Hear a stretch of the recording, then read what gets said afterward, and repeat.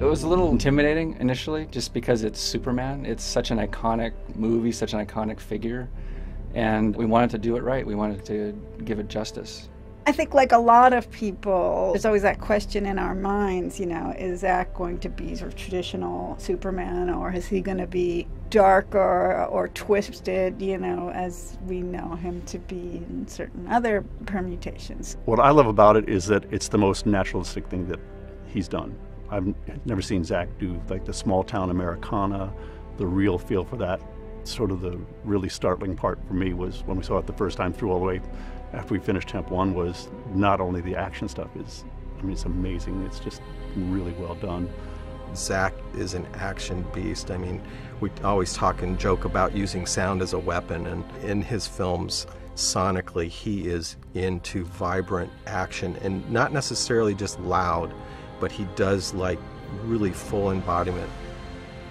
On this particular film, Eric Norris and myself co-supervised the film, and just because this effects-wise is just out of control, busy and creatively challenging, and so it really benefited both of us to work as a team to bounce ideas off and come up with really cool sounds. We talked with John Fasal, who's a field recordist, and got some ideas from him, and he knew of a person who could help facilitate the recording. We ended up dropping a 9,000-pound K-rail from different heights.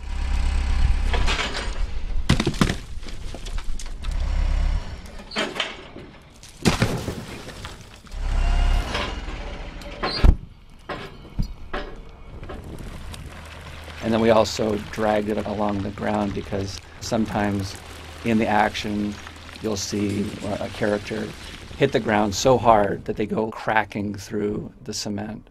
And so we were trying to simulate that sound.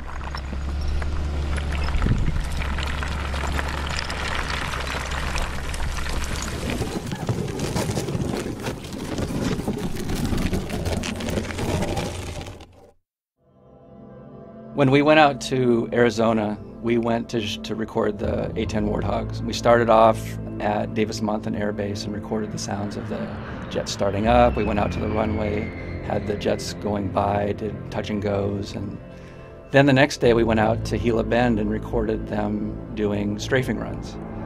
And it's a most amazing sound. It's a 30-millimeter cannon that shoots 4,200 rounds per minute. And so if you do the math, it ends up working out to about a 70 hertz tone. It doesn't sound like what you'd expect, but it's really scary, it's really aggressive. I was trying to figure out a way to, integrate that sound in, although I knew it couldn't be the only sound. So once we got the recordings back to the studio, I took the sound, so I was able to loop it up, and then place it underneath kind of as a base to the sounds that we'd already cut, that you could sort of expect from our library of the close-up sound of a Gatling gun. And then when Frankie mixed it all together, believe it or not, you can really hear, you have to listen for it, but you can really hear the sound of the actual A-10 Gatling gun, which I thought was pretty cool. Because even though here we are in a completely over-the-top action movie, there's a sliver of reality in the sound. The one thing that I knew even before seeing anything was the planet Krypton was on tap, and so that was the most exciting thing, because I knew that there were real-world atmospheres in Smallville and Metropolis and things like that. But the Kryptonian factor really was exciting, because not only atmospherically was it exciting to think about how it sounded and the environments and the different spaceships involved in the planet, their technology, the Kryptonian technology, even got down to, at the beginning, I was asking the visual effects producer, DJ, I said, so what are these surfaces? Is it metal? Is it stone? And I thought I was going to get one or the two as an answer, and he said, everything is made of bone and shells compressed over all the years. And wow, what an original idea. So that really opened up some new opportunities for the Foley team, Gary Hecker and his crew and whatnot.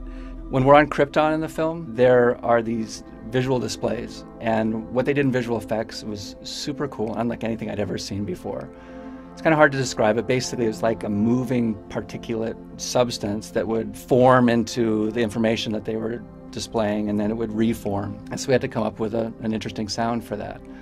So based on the images, we kind of got the idea of, like I said, it was particles. We got the idea of recording ball bearings, that kind of thing. So went out on a shopping trip and got ball bearings, went to a craft store and got little glass beads, a couple different sizes. I went to a sporting goods store and got BBs.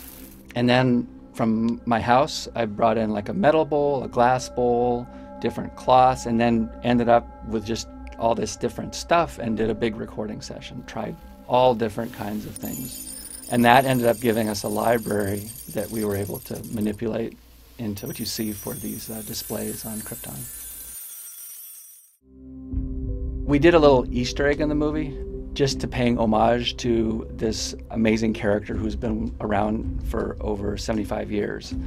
When we first started working on the film, our colleagues were calling us up saying, "Hey, I've got the wind for you," and they were referring to the iconic Superman wind from the 1950s TV series with George Reeves. And so we had the idea, how fun would it be to actually put that wind in the movie? So we found a scene where we thought it would work. We put it in there in addition to our existing sounds, and then Frankie did, I think, a masterful job of mixing it just loud enough so that if you're listening for it, you can hear it, but not loud enough so that if you don't know it's there, it won't take you out of the movie. In terms of the dialogue in the film, the actual production dialogue of the film, one of the big challenges, just technically, is in Smallville, they shot in Chicago and there were tons of cicadas.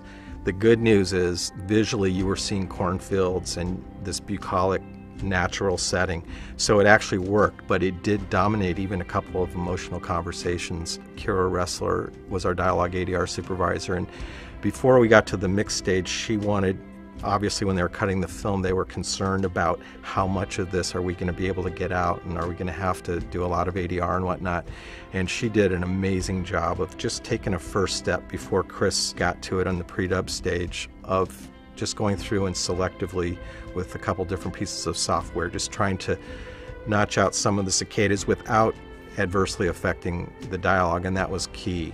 This movie, there were, specifically related to the Krypton technology, challenges trying to use plugins and sounds.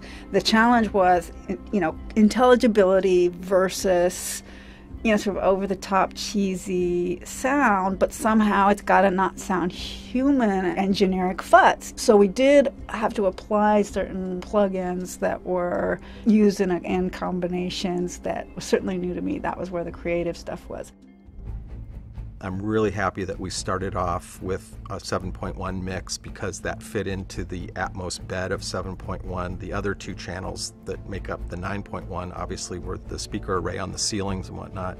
The one thing that I've always felt limited in, just with 5.1, as great as that was, and even 7.1, I was excited when we got into 7.1, but it just never felt as the human hears, just the spatiality and having those upper speakers and the full range surrounds and whatnot. Now we're able to express ourselves in the way our ears and our brain are used to hearing things and interpreting things. So that was the most exciting part of doing that. My hope was that we could be subtle with it and not be like 3D, even though you have that opportunity to do it. So what we ended up with doing was taking music and actually using the whole room, so that if we had percussion and strings and brass up front, we could take beds of choirs or synth pads. Hans writes short and long strings. Long strings stay in the front, but short strings you can bring back to about a quarter of the way back the room. Choirs can play overhead, and what you actually end up with is like a cathedral. So rather than thinking that it's all point source, which some movies lend themselves towards, we wanted to stay really fluid and try to keep it elegant. And what we ended up with was an amazingly deep sound field that's environmental. It's very cool. Sometimes we get lost a little bit in the novelty of what we bring to the table. And I'm always conscious of the first-time viewer. Are we getting the story? Are we clearing dialogue? We don't want anybody to lean over and say, what'd they say, take you out of the scene and then try to get back into the movie. So I always try to err on clarity. And if that means sacrificing whatever's at your fingertips, so be it. It's a real large collaborative effort with everybody. And you have to be sensitive to all the disciplines of dialogue and music and sound effects and what's working sonically and where the audio focuses in the track. Peter Asher, who was one of the producers on the music, came in afterwards and he said, it's amazing. You hear every note, you hear every piece of the score, yet you hear all the action as well. And I think it's a tribute to Alyssa Muke, who's our music editor. It was really brilliant at just nudging stuff around a little bit here and there in order to make space for it. So I think when you see it, you'll be really surprised. It's a beautifully complemented music and effects job. This is the best team that I'll ever work with. I know that. My partners that I've worked with for all these years on this team, everybody knows each other's shorthand. We've managed to stick together for a long, long time. It's a really unique group of people, so we get it with each other. And they let you do your work and show up, and you know that your A game has to be there every single day. That the opportunity to do something like this just doesn't come along that often.